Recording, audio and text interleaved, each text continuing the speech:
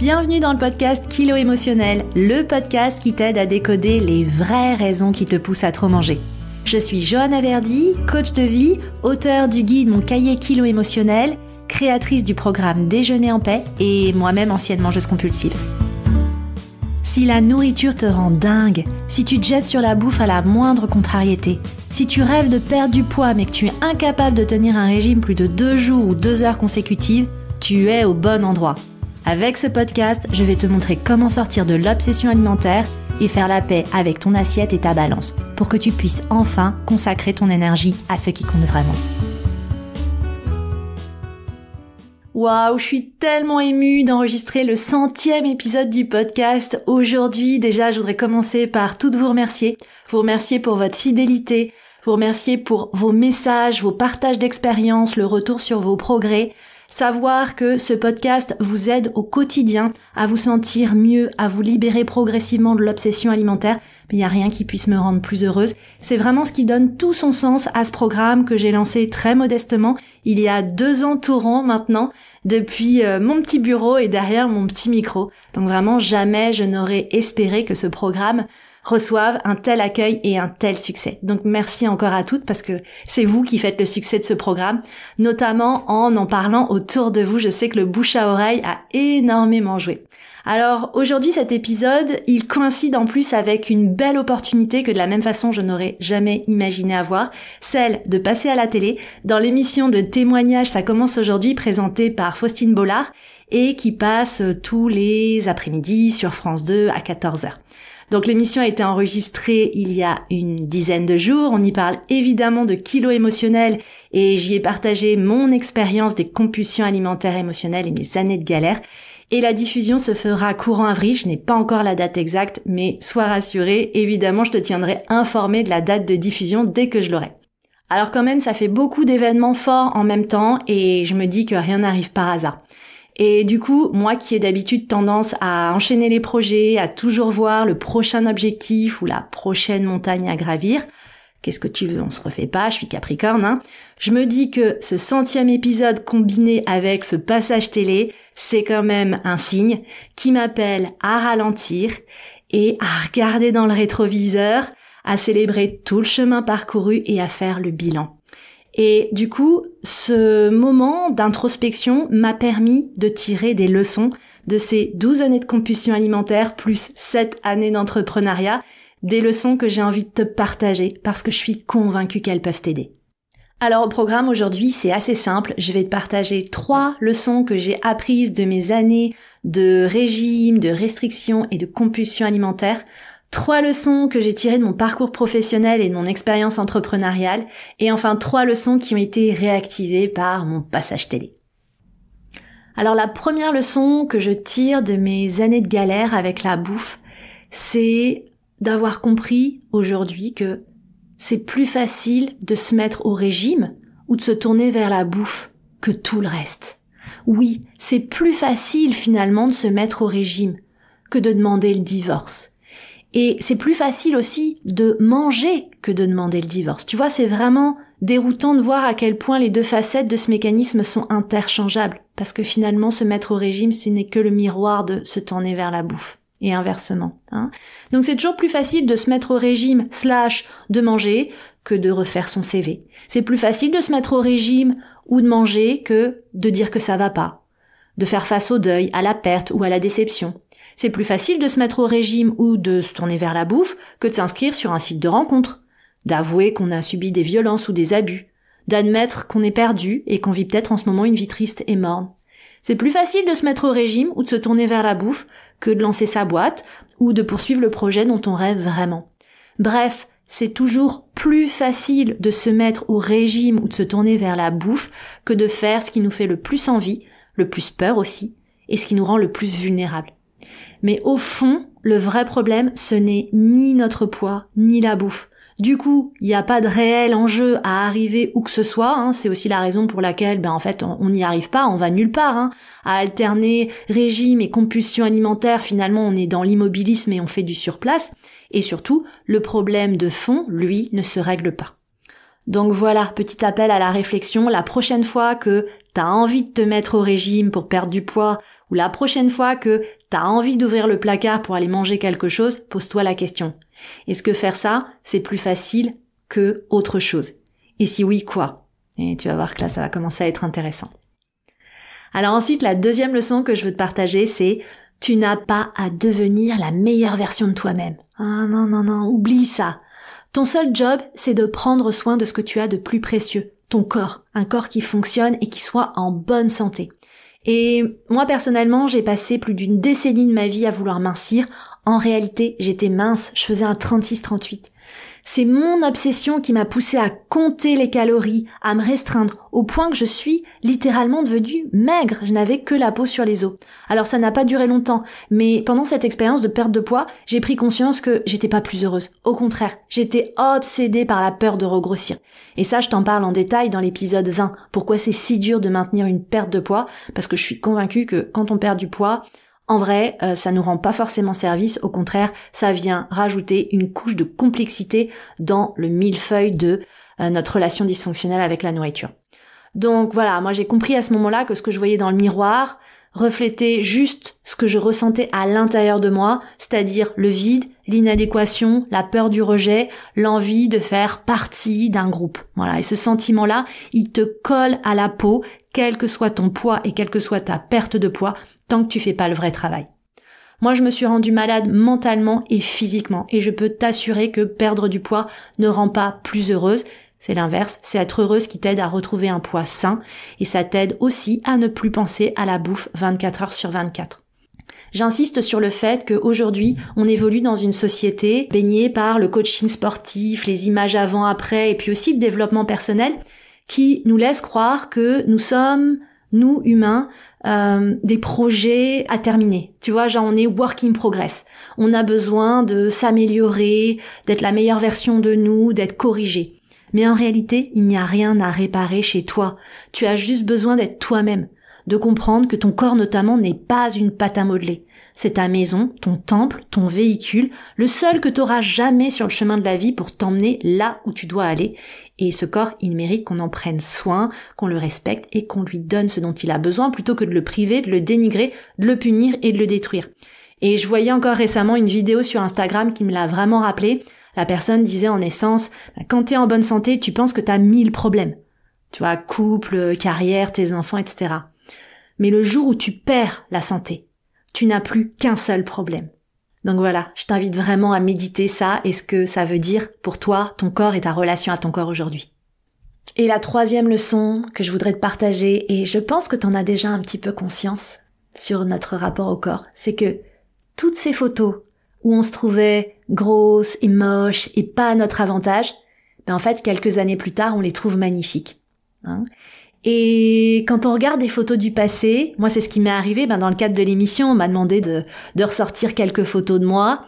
Je me suis dit, mais c'est dingue, je détestais mon ventre, mais il était où mon ventre? Je détestais mes bras, mais ils étaient sublimes mes bras. Qu'est-ce que je me reprochais? Et je voyais en fait toute la vie et tout le potentiel qu'il y avait en moi, mais que j'étais pas capable de voir à l'époque. Alors ça, c'est aussi une invitation. Pourquoi attendre pour ouvrir les yeux sur notre vraie valeur? Et si on commençait à se regarder maintenant avec cette bienveillance qu'on aura de toute façon dans une décennie, N'attendons pas pour nous dire, en fait, on est parfaite maintenant et on sera jamais aussi jeune et aussi belle qu'aujourd'hui, donc autant en profiter et le célébrer. La leçon numéro 4, je l'ai tirée de mon expérience dans l'entrepreneuriat. Et cette leçon, c'est ça ne sert à rien de se concentrer sur l'objectif. En vrai, dans tous les challenges, les compétitions, les gagnants comme les perdants ont le même objectif, gagner. Mais il y aura toujours des gagnants, il y aura toujours des perdants. On peut pas garantir le succès à 100%. Et c'est vraiment la problématique quotidienne pour toutes celles et ceux qui veulent percer dans le cinéma ou la musique, publier un livre, tu veux faire un enfant, tu veux perdre 10 kilos, tu veux vivre de ta passion, tu veux trouver l'amour. En fait, finalement, se concentrer juste sur l'objectif, ça sert à rien. Et au contraire, ces objectifs sont même un obstacle à ton bien-être parce que tu peux avoir tendance à reporter ton bonheur à la prochaine étape. Tu vois, tu pourras enfin être heureuse, tu pourras enfin te sentir épanouie quand t'auras écrit ton livre, t'auras fait un enfant, t'auras perdu tes 10 kilos. Mais la réalité, c'est que tu ne contrôles pas le résultat. En revanche, tu contrôles ce que tu fais au quotidien, la valeur que tu crées, le fait d'être visible, le fait de te donner à fond dans ton art, le fait de créer un maximum de valeur pour les autres, de te sentir utile, le fait de sourire à la vie, le fait de faire l'amour, le fait de sortir ou d'aller à la rencontre de l'autre, le fait de jouer ta mélodie. Et j'adore la phrase « Don't die with that music still in you ». Ne meurs pas avec cette mélodie toujours à l'intérieur de toi.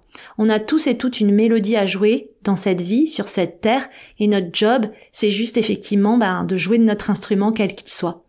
Et en ce qui me concerne, honnêtement, le contrat d'édition pour un bouquin ou le passage à la télé, je les ai pas du tout vus venir, je n'osais même pas en rêver. C'est juste, au final, et je m'en rends compte encore une fois juste en regardant dans le rétro, le résultat de mon engagement, de ma présence. Et c'est le résultat en fait de cette mission qui est la mienne et dont je me sens complètement investie depuis maintenant près de 7 ans. Donc conclusion, quelle que soit l'issue dont tu rêves, concentre-toi aujourd'hui sur tes actions au quotidien, sur le fait d'exprimer ta mélodie, fais-le pour toi d'abord et lâche prise sur le reste et notamment sur le résultat parce qu'en vrai, le résultat, tu ne le maîtrises pas. Ma leçon 5 est aussi issue de l'entrepreneuriat, mais finalement, elle s'applique à tout type de projet, y compris le sujet de réparer sa relation à la nourriture. Cette leçon, c'est n'attends pas d'être prête pour démarrer. Et n'attends pas non plus le bon moment, parce qu'il n'arrivera jamais. Il n'est jamais trop tôt et jamais trop tard pour commencer. Que ce soit par exemple pour lancer ton business, en vrai, tu ne seras jamais prête que quand tu te seras lancée, que quand tu auras fait l'expérience de l'entrepreneuriat. Et sur le sujet des compulsions alimentaires, moi j'ai des participantes qui vont de 21 ans à 66 ans, jusqu'à présent, après cet éventail il peut encore s'élargir. Et parfois, les participantes potentielles les plus âgées me disent « Mais Joanne, est-ce que c'est pas trop tard pour moi ?» Et ma réponse, c'est « Ce sera trop tard quand tu seras dans une boîte 6 pieds sous terre. » Il n'y a pas de meilleur moment que maintenant pour te libérer de toutes ces chaînes qui t'entravent et vivre enfin la vie que tu mérites. Alors évidemment, dans ce cheminement, tu peux chercher les réponses par toi-même et tout faire toute seule, mais tu peux aussi t'entourer de coachs, de mentors ou de guides qui sont déjà passés par là et qui vont te permettre de prendre des raccourcis. Tu as le droit de te faire aider. Et c'est ce que j'essaye de faire avec le programme Déjeuner en paix. Je vais te montrer quoi faire, c'est-à-dire les stratégies. Je vais te montrer comment le faire avec des exercices détaillés pas à pas. Et je vais t'offrir l'environnement pour le faire. Parce que l'environnement, c'est-à-dire la bonne énergie et les bonnes personnes autour de toi, c'est nécessaire pour rester motivé, pour rester enthousiaste et pour passer à l'action au quotidien. Du coup, j'en profite pour t'annoncer que la 16e édition de mon programme signature Déjeuner en paix redémarrera le 7 avril. Les inscriptions auront lieu dans les jours qui précèdent, donc la première semaine d'avril. Si tu n'es pas déjà inscrite sur la liste d'attente, je t'invite vraiment à le faire pour être informé de la réouverture. Tu peux le faire sur mon site joannaverdi.com/déjeuner en paix. Parce qu'effectivement, c'est un programme de coaching intensif sur 3 mois que j'encadre personnellement de bout en bout. Et du coup, pour assurer le meilleur encadrement possible et les meilleurs résultats pour les participantes, je ne prends que des groupes de 15 personnes maximum. Donc rendez-vous sur mon site si tu veux plus d'infos et si tu veux être tenu informé. Ensuite, la leçon numéro 6 que j'ai apprise aussi dans mon expérience entrepreneuriale, c'est de me tenir prête à reconnaître les signes de l'univers qui peuvent être parfois un peu déroutants, pour ne pas dire taquins. Par exemple, moi, je me suis fait virer de mon job de directrice marketing du jour au lendemain. Et honnêtement, derrière évidemment la déception, la stupeur, j'ai envie de te dire un peu la honte de me faire virer comme ça de cette façon, au fond de moi, il y a quelque chose qui s'est allumé. C'est l'opportunité que j'attendais, parce que j'aurais jamais eu le courage de quitter la voie classique et de donner ma démission. Donc tu vois, j'ai vraiment fait confiance à cette étincelle à l'intérieur de moi qui me faisait sentir qu'un meilleur avenir se dessinait pour moi. Et puis, à un autre moment aussi de mon expérience, là quand j'étais déjà lancée, ma community manager a mis un terme à notre collaboration. Et moi, j'étais pas du tout réseaux sociaux à la base, je m'étais vraiment appuyée sur une tierce personne pour m'aider. On était passé de 250 abonnés à 1000 abonnés, peut-être en une année. Et du coup, franchement, quand elle m'a lâchée, j'ai pleuré, je me suis dit, mais comment je vais m'en sortir ? Et j'ai pas eu d'autre choix que de m'y coller et de me mettre sur les réseaux. Et c'est vraiment là que mon compte Instagram a décollé et je suis passée en quelques mois à 10 000 puis à 20 000 abonnés. Et aujourd'hui, j'adore ça. Ça fait vraiment partie de mon quotidien. C'est ce qui me permet aussi de me nourrir des interactions avec mes abonnés et j'adore. Mais tu vois, sur le papier, l'univers m'a d'abord envoyé une peau de banane. Et donc parfois, il faut savoir reconnaître la potentielle opportunité qui se cache derrière la peau de banane. Donc pour toi aussi, parfois, ça peut se matérialiser par un licenciement, une rupture ou un accident de la vie. Ça peut se matérialiser aussi dans l'autre sens par cette personne sur laquelle tu retombes par hasard. Ou alors ce podcast que tu écoutes exactement au moment où tu as besoin d'entendre ce que tu es en train d'entendre. Quelles que soient les peaux de banane que t'envoie l'univers, rappelle-toi aussi que tu es exactement là où tu dois être, même si parfois sur le moment ça ne fait pas de sens, même si parfois sur le moment ça peut carrément être pénible et douloureux. Et ça me rappelle le discours de Steve Jobs, qu'il avait fait un discours hyper célèbre, qu'il a tenu à l'université de Stanford en 2005, où il disait « You can't connect the dots looking forward, you can only connect them looking backward. So you have to trust that the dots will somehow connect in your future. » Ce qui veut dire en français, tu ne peux pas relier les points en regardant vers l'avant. Tu ne peux les relier qu'en regardant en arrière. Tu dois donc avoir confiance que, d'une manière ou d'une autre, les points se connecteront dans ton futur. Et moi, je peux te dire que cette phrase, elle résonne vraiment en moi quand je regarde dans le rétro. Jamais, au grand jamais, je n'aurais imaginé être là où j'en suis aujourd'hui quand je repense à moi en train de dévorer des paquets de madeleines industrielles derrière la porte de mon placard de directrice, moi en train de pleurer alors que j'étais sur mon vélo pour aller au travail, moi qui me fais virer, moi qui me dis je vais devenir coach, enfin vraiment en fait tu te dis ok, ça n'avait pas de sens sur le moment, rien ne faisait sens. Moralité, fais confiance au processus, ce qui te semble incohérent aujourd'hui prendra tout son sens plus tard. Ensuite, la leçon numéro 7, c'est méfie-toi de l'avis des autres, surtout pour les décisions importantes. On a tendance à croire que les autres savent mieux que nous, parce qu'on se dénigre et qu'on pense qu'on n'est pas assez bien, pas digne d'être écouté, respecté, aimé. Mais la réalité, c'est que les autres ne sont pas mieux que toi et ne savent pas mieux que toi. Moi, personnellement, ma mère m'a dit que j'étais folle de quitter mon travail dans les cosmétiques pour rejoindre une minuscule agence d'événementiel. Mes collègues m'ont dit que j'étais folle de ne pas postuler pour un CDI chez Google et de me lancer dans l'entrepreneuriat. Mes amis ont douté de mon départ aux États-Unis et de ma formation en nutrition et en alimentation vivante, pensant que je rejoignais en Floride une sorte de secte pas très fréquentable. Mais je me suis toujours fait confiance pour les choix importants, convaincue que c'est ma vie, j'en ai une seule, paradoxalement je la vis aussi tous les jours, et je vais la mener comme je l'entends. Et personne ne sait mieux que moi ce qui est bon pour moi. Et d'ailleurs, cette leçon, elle rejoint l'un des 5 regrets des personnes en fin de vie. C'est extrait du livre The Top 5 Regrets of the Dying, écrit par l'infirmière en soins palliatifs Bronnie Ware. Et ce regret, c'est « J'aurais aimé avoir le courage de vivre comme je le voulais, et non comme les autres attendaient de moi. » Et tu vois, beaucoup trop de personnes réalisent trop tard qu'elles ont vécu selon les attentes des autres, au lieu de suivre leurs propres désirs et leurs propres aspirations. Et vraiment, ça s'applique aux grandes décisions de ta vie, mais aussi aux petites décisions. Et tu vois, pour faire le lien avec le plateau télé sur lequel je suis passée, en fait, j'ai pas eu un super fit avec la maquilleuse de plateau. Elle m'a fait quelque chose sans même me parler. Bon, elle était peut-être pas bien réveillée, pas de bonne humeur, j'en sais rien, mais elle me parlait à peine et je maîtrisais absolument pas ce qu'elle était en train de me faire. Et je voyais que elle arrivait un petit peu à la fin du maquillage et en fait, j'avais l'impression de pas être maquillée. Donc, je l'ai challengée, je lui ai dit, qu'est-ce que vous allez faire? Elle me dit, voilà, là, j'ai fini, je vais mettre un peu de mascara et c'est fini. Et en fait, j'ai pas accepté sa décision à elle, tu vois, qui avait pas du tout été concertée avec moi. Et je lui dis non, moi je veux vraiment insister sur mes yeux. Je pense que c'est mon point fort. J'ai vraiment envie de les faire ressortir. Donc voilà, elle a un peu râlé, mais on a retravaillé les yeux. Et au final, j'étais vraiment contente. Et d'ailleurs, vous avez été super nombreuses quand j'ai partagé les photos en story à me dire à quel point en fait j'étais mise en valeur et j'étais rayonnante. La réalité, c'est que j'ai été aussi actrice de cette mise en beauté, de cette mise en valeur. Je n'ai pas juste accepté ce qu'on me donnait. Tu vois? Et nous, mangeuses émotionnelles, ça c'est un de nos grands défauts. On a tendance à prendre ce que les autres nous donnent, à se contenter des restes, à se contenter de ce qu'on veut bien nous donner. Mais ça, c'est vraiment une leçon que j'ai apprise dans la vie. On mérite mieux. Et souvent, on a une vision pour nous-mêmes, et cette vision, elle mérite d'être servie et d'être honorée. Et cette histoire de maquillage, ça va nous emmener à la leçon 8, qui est « Ne te compare pas aux autres ». Déjà, en termes d'apparence. J'ai découvert un truc sur ce plateau de télé. C'est que les présentateurs et les animateurs et les vedettes et même les invités ont une armée de personnes pour les rendre plus belles.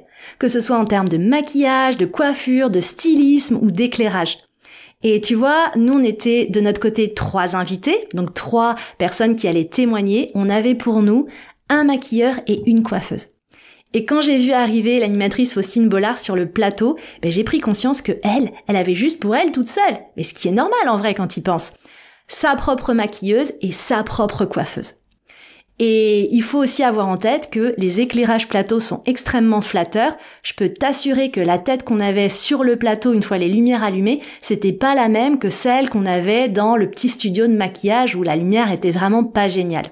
Donc tout ça pour te rappeler que quand tu vois des photos, des émissions de télé ou des tapis rouges, en fait les personnes que tu vois, elles ont peut-être passé des heures à se préparer.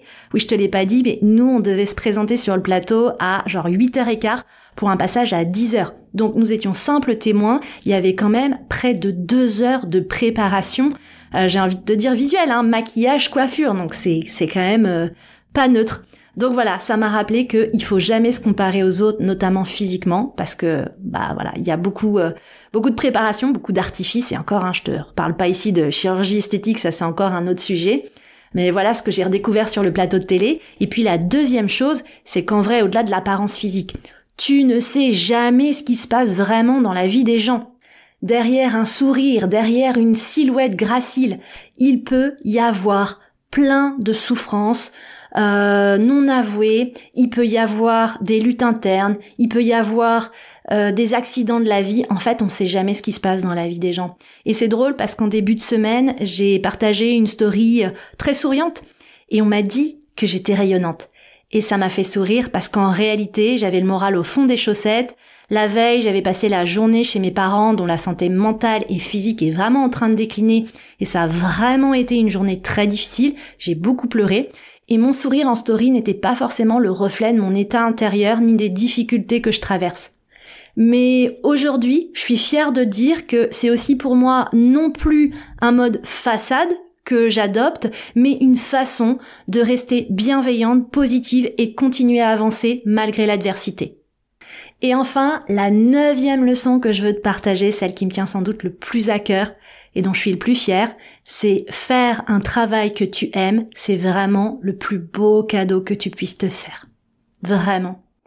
Et personnellement, je me sens tellement chanceuse de faire ce que je fais au quotidien. Et je vais pas te mentir, être entrepreneur, c'est pas tous les jours facile. Être présente sur les réseaux, créer du contenu, etc. au quotidien, qu'il pleuve, qu'il vente, qu'il neige ou que t'aies des soucis personnels, c'est pas toujours facile. Mais je me sens vraiment chanceuse. Parce que j'aime vous transmettre, j'aime vous aider, j'aime vous voir progresser, sourire et briller. J'aime vous voir être fier de vous et accomplir des choses dont vous ne pensiez pas être capable. Et vraiment, c'est ce qui donne un sens à ma vie. Et je suis vraiment contente d'avoir trouvé ma zone de génie qui, au-delà de créer des contenus et de vous proposer ce podcast, est de vous accompagner de façon plus individuelle et de vous aider à comprendre ce qui se cache sous l'iceberg de votre relation conflictuelle avec la nourriture. Et je suis fière aussi de dire que le programme où je le fais le mieux, c'est vraiment mon programme signature Déjeuner en paix. J'en suis tellement fière, je suis tellement fière du résultat des participantes. Et vraiment, j'ai hâte que toi aussi tu puisses découvrir qu'il existe une lumière au bout du tunnel. Et je serais contente de pouvoir t'accompagner de l'autre côté parce qu'une lumière existe. Donc voilà, si tu souhaites travailler directement avec moi, la nouvelle édition commence le 7 avril, inscription très très très prochainement début avril, donc tiens-toi prête. Donc voilà ce que je voulais te partager aujourd'hui, j'espère que tu as apprécié ces leçons, que tu as apprécié cet épisode. Si tu aimes le podcast, pense à t'abonner.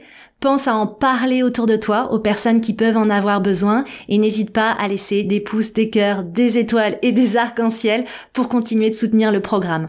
Et moi, je te retrouve la semaine prochaine dans un nouvel épisode dans lequel on va aller explorer le dark side des mangeuses émotionnelles, le côté sombre.